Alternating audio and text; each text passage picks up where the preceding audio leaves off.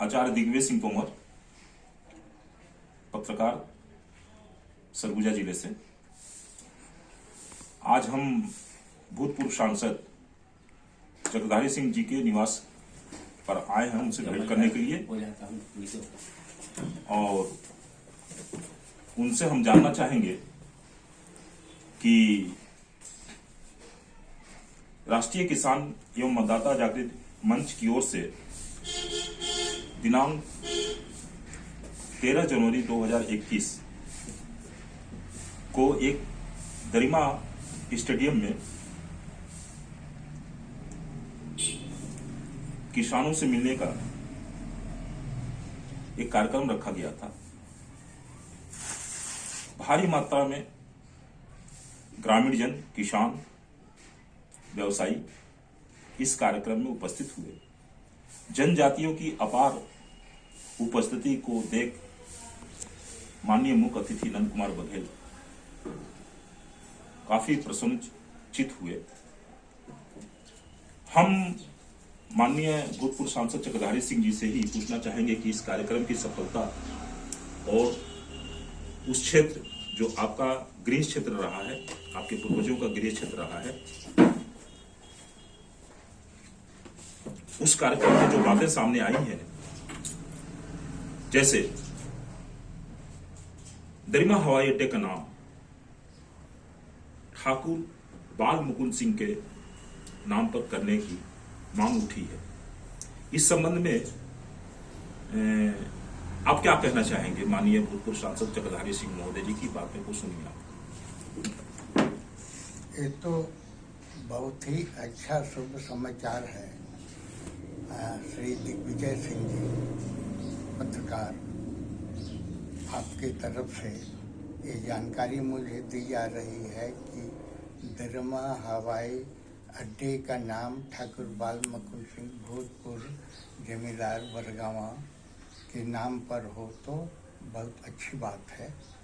तो इसके लिए तो मैं खुश होऊंगा ही, क्योंकि ठाकुर बाल मुकुंद सिंह मेरे पितामह थे और उन्होंने हवाई अड्डा के लिए बहुत काम भी किया। खासकर सरगुजा के तत्कालीन जो महाराजा बहादुर थे, उनके आदेश के अनुसार दवाई अड्डे का काम उन्होंने पूरा किया और इसकी जानकारी मुझे है। और एक छोटा सा लेटर भी है महाराजा बहादुर की तरफ से ठाकुर बाल मुकुंद सिंह के नाम पर कि आप दरिमा हवाई अड्डे को विकसित करा देंगे। तो जो 13 तारीख को श्री नंद कुमार बघेल जी दरिमा हवाई अड्डे पर आए थे, इसकी जानकारी तो मुझे थी, लेकिन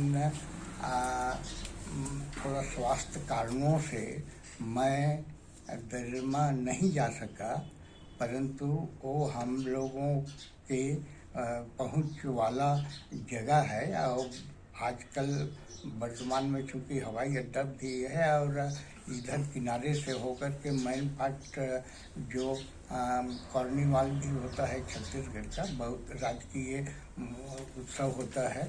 तो इस तरीके से दरिमा बहुत अच्छा जगह सेंटर है। जो नंद कुमार बघेल जी का कहना है कि भाई ये जो आदिवासियों में जो श्री माननीय महामहिम राष्ट्रपति जी के दत्तक पुत्र कुरवा और पंडो लोग यहाँ बहुतायत संख्या में हैं, इनका भी एक अलग मंच बनना चाहिए। तो इससे अच्छा और क्या बात हो सकता है कि हमारे जो पिछड़े भाई हैं, कुरवा हैं, पंडो हैं, कंवर हैं, एक जनजाति बाहुल एरिया है वो दरिमा। तो इनके लिए अगर अलग से कोई मंच बन जाता है तब तो बहुत ही अच्छी बात है। अगर ये सब हो जाता है तो मतदाता जागरूक मंच के तरफ से जो नंद कुमार बघेल जी आए थे, ये बहुत ही हमको जब पता लगा कि सब लोगों से मिले, वो भी प्रसन्न हुए और चूंकि मैं स्वास्थ्य कारण से वहाँ नहीं जा सका था, तो जानकारी मिलने पर या दैनिक जागरण के पेपर को पढ़ने से मुझको ये जानकारी मिली और मैं भी बहुत खुश और आनंदित हूँ। जब मैं उस समय मेंबर ऑफ पार्लियामेंट, किस कार्यकाल में थे आप? मैं जो सत्र चलता है पार्लियामेंट का, और तो मैं 7th लोकसभा में सरगुजा के सांसद के रूप में पार्लियामेंट दिल्ली गया था।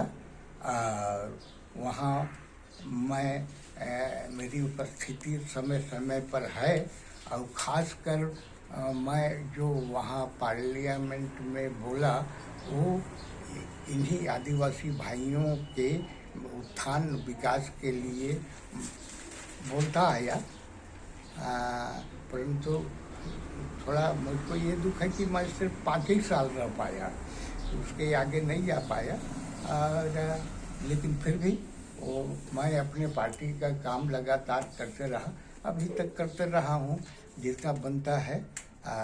जिस पार्टी का मैं सदस्य था अभी भी उसी में हूँ और मैं उसका कार्य करते रहता हूँ। ये बाबूनाथ सिंह भी वहाँ के सांसद रहे हैं, उनका के कितने साल तक रहे हैं? वो जब देश आज़ाद हुआ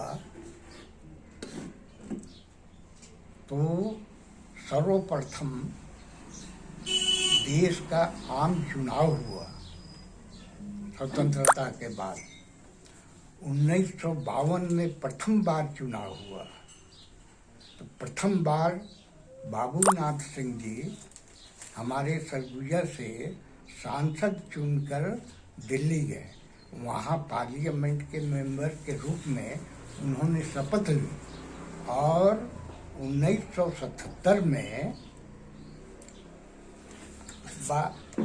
वो उनके जगह पर कोई दूसरे व्यक्ति। ठीक है।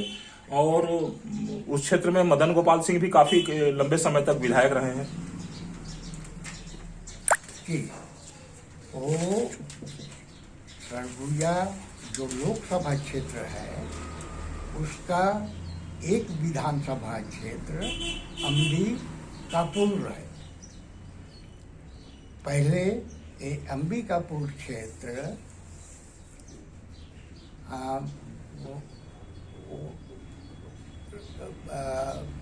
ट्राइबल था। ट्राइबल। हाँ ठीक है। तो मैं ये जानना चाहता हूँ कि इसके पहले आपका जो क्षेत्र है गृहग्राम बरगावा जो है, वहां से मोक्ष मदन सिंह भी सीतापुर के विधायक रहे हैं। जी बस थोड़ा वो ऐसा है कि सर्वप्रथम 52 में उस क्षेत्र से हरिभंजन सिंह जी विधायक थे 10 साल। दूसरे बार श्री मोक्ष मदन सिंह जी हमारे रिश्तेदार बरगावा से चुन के गए और फिर बरगावा से श्री मदन गोपाल सिंह विधायक जी अंबिकापुर के बने। अंबिकापुर के लंबा समय तक रहे, 25 साल तक रहे। ये थोड़ा पाठकों को, हमारी जनता को ये बताएं आप कि ये ठाकुर बाल मुकुंद सिंह कौन रहे, क्यों इनके नाम पे ही हवाई अड्डे का नाम रखा जाए, इनके बारे में बताइए, थोड़ा संक्षिप्त में बताइएगा। बाल मुकुंद सिंह कौन थे? ठाकुर बाल मुकुंद सिंह बरगावा जमींदारी के जमींदार थे और उस समय वो ब्रिटिश शासन था, तब से वो जमींदार थे। उनके बड़े भाई का नाम मोहन सिंह था। हाँ, उनके बड़े भाई के नाम मोहन सिंह। और एक मिनट, और वो निसंतान थे। मोहन सिंह जी निसंतान। हाँ, उनके बड़े भाई का नाम मोहन सिंह था ना, तो वो निसंतान थे। और वो निसंतान थे। हाँ। इसलिए उनके जो छोटे भाई थे वो बाल मुकुंद सिंह जी थे। तो उनकी सत्ता को लेने के लिए, उनकी जमींदारी को लेने के लिए भी कुछ प्रयास हुआ था क्या? तो उस जमींदारी को लेने के लिए वो जमींदारी एक्ट के मुताबिक वो जमींदारी जब्त कर लिया जाता था। तो क्योंकि वो निसंतान थे, इसलिए जमींदारी जब्त कर दी गई। परंतु जो उस समय के शासक थे,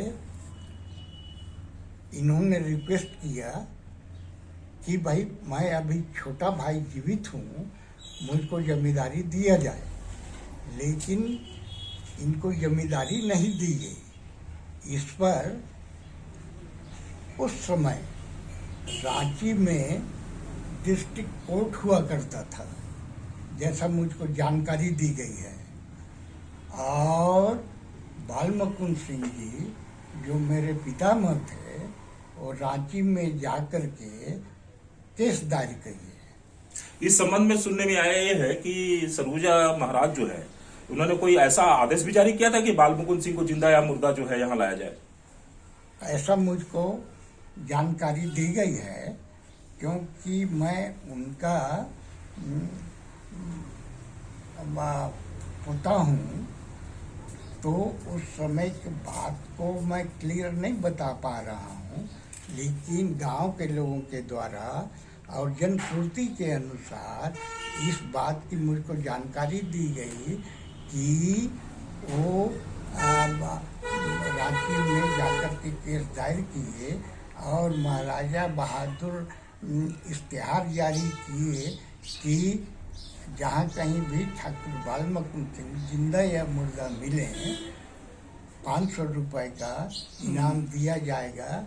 इस किस्म की जानकारी मुझको दी गई। ठीक है, फिर हमको जो जानकारी मिली है कि इस आदेश के बाद वो कहीं छुप के रहने लगे, अपनी जान की, उनको जान की खतरा थी। उसके बाद उनकी मृत्यु कहाँ पे हुई, किस स्थान पे हुई? हाँ, वो जान का खतरा तो उनको थे ही पहले, और फिर से ये इश्तिहार निकाला गया कि उनको रियासत से, मतलब सरगुजा राज्य से, जो उस समय रियासत था, वहाँ से उनको निष्कासित कर दिया गया और वो बिलासपुर जिला में लाफा जमींदारी में जाकर के रहते थे।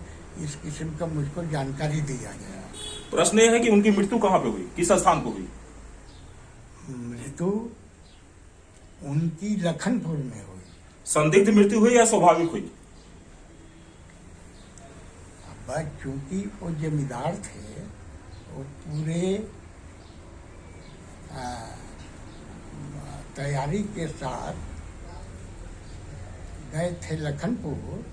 लखनपुर के जो इलाकेदार थे, उनकी लड़की की शादी हो रही थी, उसमें वो गए थे और वहीं अचानक उनके पेट में जलन हुआ और अपने कैंप में जहां उनको ठहराया गया था, वहां लौट करके आए और अपने जो सहयोगी थे उन लोगों को बताए कि पेट में बहुत ही जलन हो रहा है, मैं शायद नहीं बचूंगा, लेकिन तुम लोग मेरे लाश को यहाँ दफनाना या जलाना, इसका तुम लोग मत देना। और बरगावा में स्थान बताए कि जहाँ हम लोगों का बड़ा तालाब है, अब वहीं पर। तो कहने का आशय है कि उनकी मृत्यु जो है एक प्रश्नवाचक चीज छोड़ के गई थी। हाँ, कुछ ऐसा तो बोल रहे थे लोग, लेकिन हमारे पिताजी वगैरह 3 भाई थे, वो तीनों मिल करके ये तय किए कि सरगुजा महाराज जो बोल रहे थे हमारे पिताजी लोगों को कि ये तो पोस्टमार्टम कराया जाता है, तो ये लोग बोले कि चूंकि इतने बड़े जमींदार थे, उसका कहाँ पोस्टमार्टम करके चीर फाड़ करेंगे हमारे पिताजी के शरीर को, जो हुआ उसको तो हो ही गया। ठीक है, धन्यवाद चक्रधारी सिंह जी। लोगों की जिज्ञासा है कि बालमुकुंद सिंह कौन थे, उसके बारे में आपने काफी अच्छी जानकारी दी। और समय समय पर हम आपसे मुलाकात करते रहेंगे। और आप मुख्यमंत्री से भी ये निवेदन करेंगे कि ठाकुर बाल मुकुंद सिंह के नाम पे जो है हवाई अड्डे का किया जाए? समय आए तो अवश्य करूंगा, क्योंकि अब इससे अच्छा मुझको क्या खुशी मिल सकती है। धन्यवाद भैया जी, आपका आभार है।